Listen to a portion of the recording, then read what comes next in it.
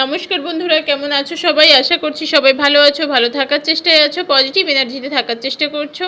আমি আজ আবারও চলে আসলাম তোমাদের জন্য একটা নতুন রিডিং নিয়ে।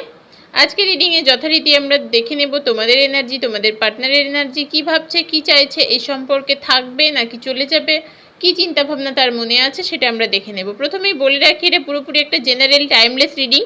সেই কারণে এই রিডিং তোমরা যখন দেখবে, যে সময় দেখবে, সেই সময় থেকে কিন্তু রেজনেট করতে শুরু করে দেবে। আর যেহেতু এটা জেনারেল রিডিং, প্রত্যেকের সাথে হয়তো 100% ম্যাচ করবে না, তাতে মন খারাপ করার, দুঃখ পাওয়ার কিচ্ছু নেই। কারণ এটা তোমার পার্সোনাল রিডিং নয়, এটা জেনারেল রিডিং। এখানে অনেক বন্ধুদের এনার্জি কানেক্ট হয়, সেই কারণে যার সাথে যতটুকু ম্যাচ করবে ততটুকু নেবে, বাকিটুকু ঝেড়ে ফেলে দেবে। প্রয়োজনের অতিরিক্ত কেউ নিজের উপর চাপিয়ে নিয়ে মন খারাপ, অশান্তি, নিজের মনে অস্বস্তি তৈরি করার চেষ্টা করবে না। যাদের সম্পর্ক একটা সুন্দর ভাবে চলছে, ভালো মোটামুটি একটা সম্পর্কের অবস্থা আছে, সেই সম্পর্কে কিন্তু অযথা অশান্তি তৈরি করার চেষ্টা করবে না রিডিং দেখে। যেহেতু এটা জেনারেল রিডিং, প্রত্যেক জেনারেল রিডিং দেখার সময় সব সময় ওপেন মাইন্ডে দেখবে। যারা পার্সোনাল রিডিং করতে চাইছো তারা হোয়াটসঅ্যাপ করো 9593268445 এই নম্বরে।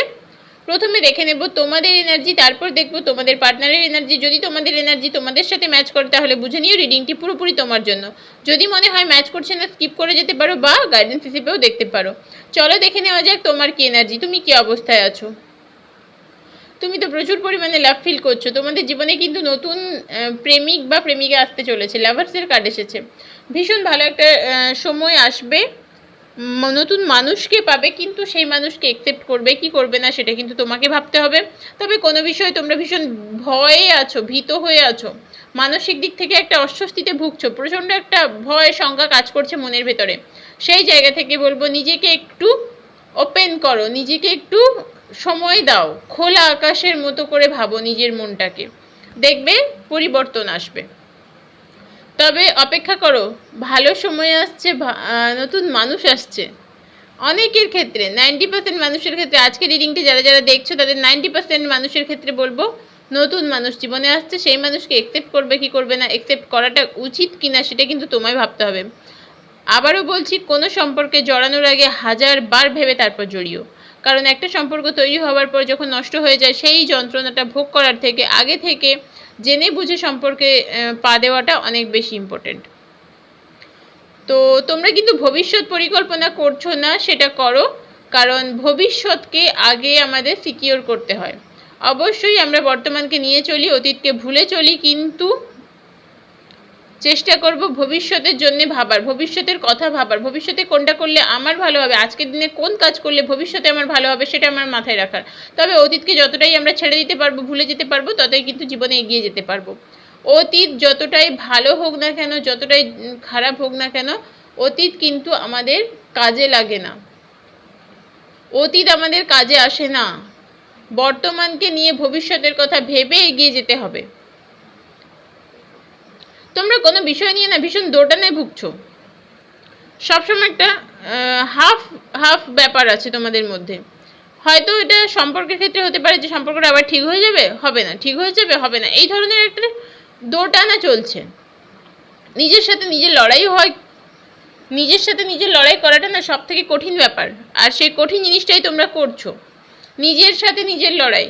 মানসিক দ্বন্দ্বে ভুগছো ভীষণ রকমের, মনটাকে শান্ত স্থির করতে পারছো না। তাই বলবো একটু সেলফ লাভ করো, মেডিটেশন করো, ঈশ্বরের নাম করো, আল্লাহর নাম করো, দেখবে মন শান্ত থাকছে। মনটাকে শান্ত করো, ভীষণ একটা অস্বস্তিতে ভুগছো, সবসময় একটা না ভেতর ভেতর অস্বস্তিতে ভুগছো, মনটা শান্ত হচ্ছে না। চলো এবার দেখে নিই তোমাদের পার্টনার কি ভাবছে আজকের দিনে দাঁড়িয়ে। তোমাদের পার্টনার এই সম্পর্কের ফিউচার নিয়ে কি ভাবছে। তোমাদের পার্টনার নিজেকে নিয়ে ভীষণ ব্যস্ত, ক্যারিয়ারে ব্যস্ত, নিজের একটা স্টেবিলিটি তৈরি করার জন্য ব্যস্ত। অনেকগুলো পেন্টাকলসের কার্ড এসেছে।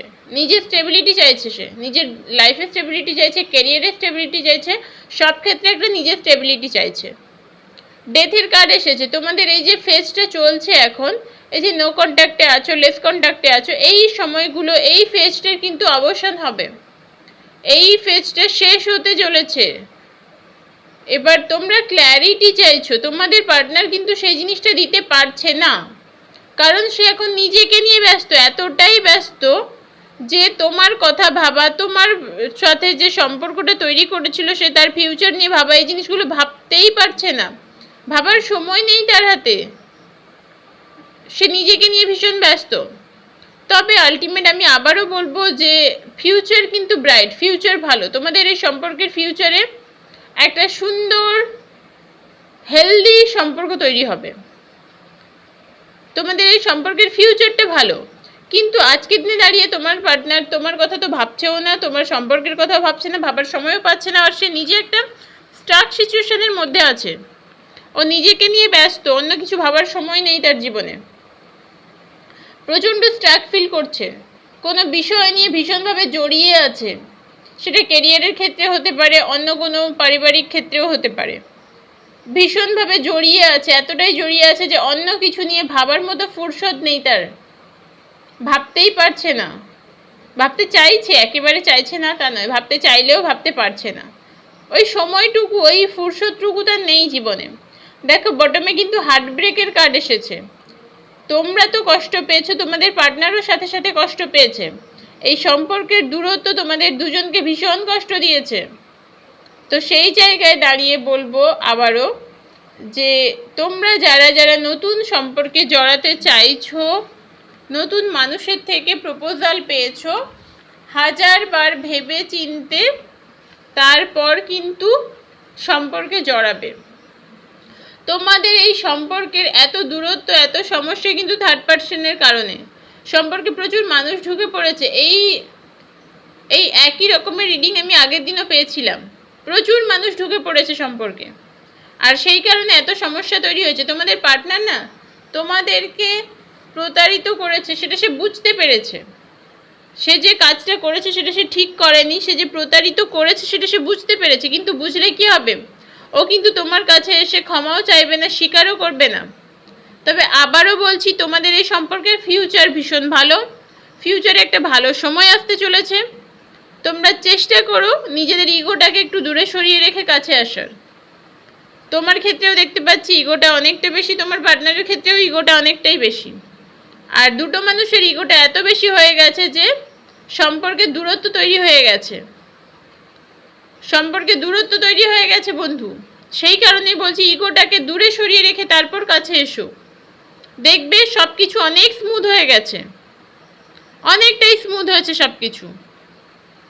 ইগো একটা সুস্থ সম্পর্ককে নষ্ট করে দিতে যথেষ্ট, তোমরা দুজনে সমানভাবে কষ্ট পাচ্ছ, সেই কারণে আবারও বলছি ইগোটাকে দূরে রেখে তারপর কাছে এসো, তোমাদের সম্পর্কে ভালো সময় আসবে।